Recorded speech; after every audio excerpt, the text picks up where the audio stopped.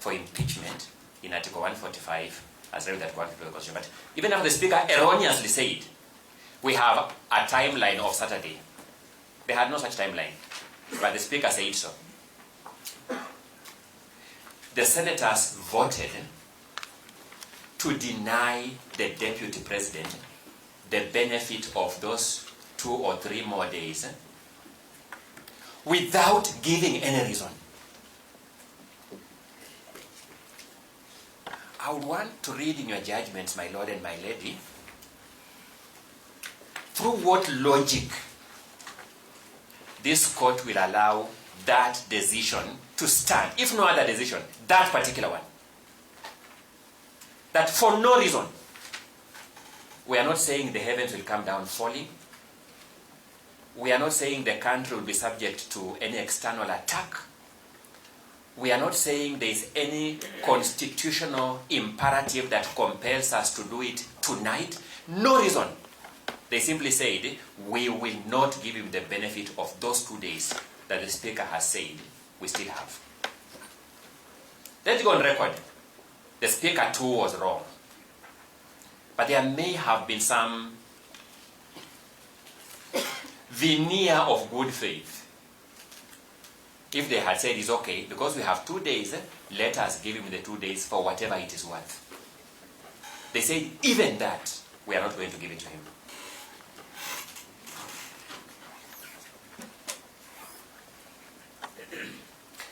On the threshold questions, the matters that I'm specifically tasked to bring to your lordship's, ladyship's attention are the following.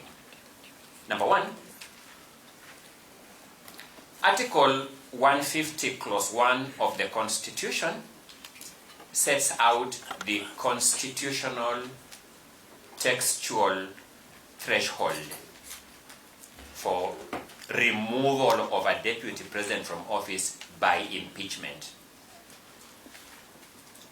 And it says it's on the grounds of gross violation of a provision of the Constitution or any other laws.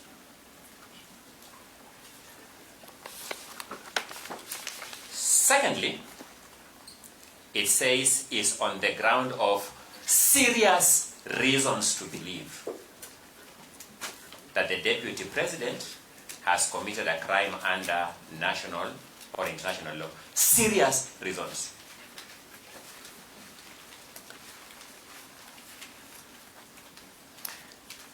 I'll be making out a simple case that the National Assembly really disappointed the country.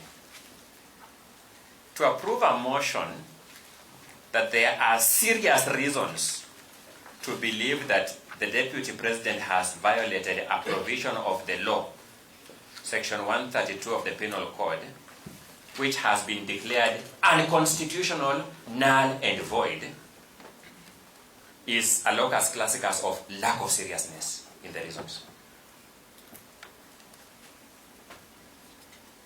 And thirdly, the standard of gross misconduct.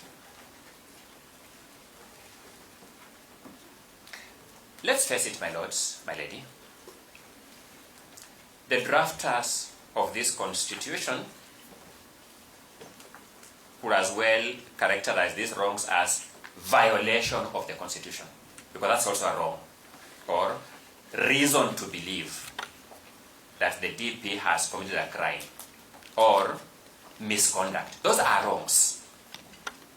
But they were particular to add these descriptive words, gross, to the violation, gross to the misconduct, and serious to the reasons. The conclusion I draw from this is that they set a very high threshold for removal of a deputy president from office.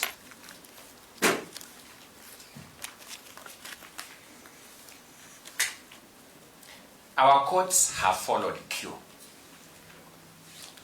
I will start with the Supreme Court, sample 2 decisions there, go to the Court of Appeal, sample 1 decision there, then go to the High Court and sample 1 decision there. From the Supreme Court, The decision of Sonko versus the County Assembly of Nairobi City and 11 others. You have submission on this? Yes, we do. Pages. Okay. I'm highlighting, my lord, so I was avoiding reading them. So I'm drawing simply because if I have to take you through the pages, then it means I have to actually take you through the submission themselves. I'm just highlighting salient aspects of the submissions so that we save on time. Thank you.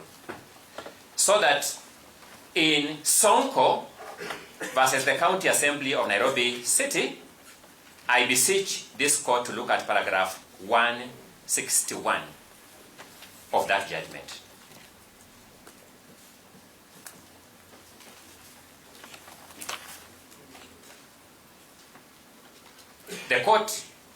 The Supreme Court observed that the grounds for impeachment and removal from the office must be substantiated.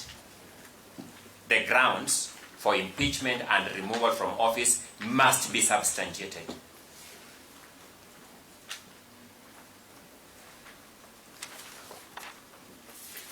It means, my lords and my lady, the motion mover and his supporting cast of witnesses must show us where is the supporting evidence for each of those grounds. They must show where the supporting evidence is. Because substantiation simply means adduction of adequate evidence to lend credence to the ground.